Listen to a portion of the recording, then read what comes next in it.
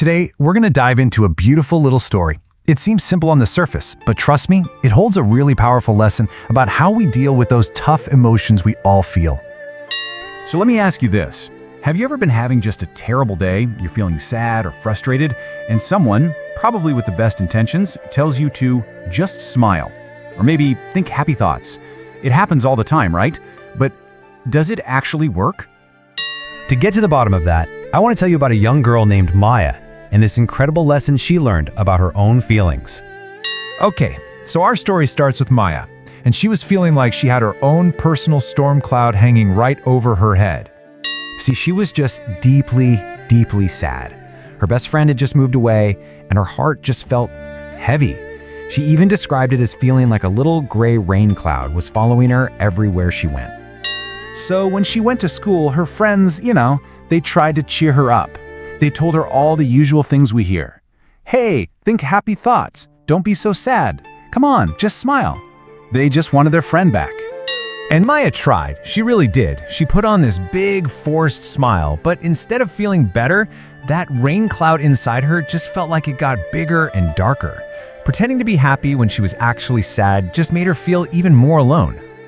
And what Maya was running into here, well, it actually has a name. It's called toxic positivity. It's this pressure we sometimes feel to only be positive and to treat our other feelings like sadness or anger as if they're wrong and need to be stuffed down. But as Maya was finding out, that just doesn't work. So, feeling more confused than ever, Maya decided to look for a different kind of wisdom. She went next door to see her neighbor, Mr. Sato. He was out in his beautiful, quiet garden, and you could just feel the calm there. It was totally different from the pressure she'd been feeling. And she just laid it all out for him. She said, "Everyone keeps telling me I should be happy, but I'm just not. And when I try to force it, it actually makes me feel worse." Now, here's what's so cool. Mr. Sato didn't give her any advice. He didn't tell her to cheer up or think differently. He just did one very simple thing. He pointed up at the sky. And this is where we get to the very heart of the story, the big lesson that Mr. Sato had for her. He looked at her and said, "Your sadness, it's like that cloud passing by. But your true self, Maya, you are like that mountain in the distance." He explained that our feelings are just like the weather. They're always changing, always moving through. But our core self, who we really are, that's like the mountain. It's steady, it's present, it's there no matter what the sky looks like. And then he asked her this incredible question. Does the mountain get all worked up and fight the clouds? Does it try to push them away or just pretend they don't exist? And of course, Maya knew the answer was no. The mountain just lets the clouds be. As Mr. Sato put it, the mountain knows the cloud is just a visitor. It doesn't fight it, it doesn't cling to it, it just remains solid and steady while the weather does its thing. The mountain is always the mountain. And in that moment, something just clicked for Maya. She sat there quietly and just let herself feel sad. She stopped fighting it. She just watched her sad cloud, as if she were the mountain. And after just a little while, the feeling didn't seem so crushingly heavy anymore.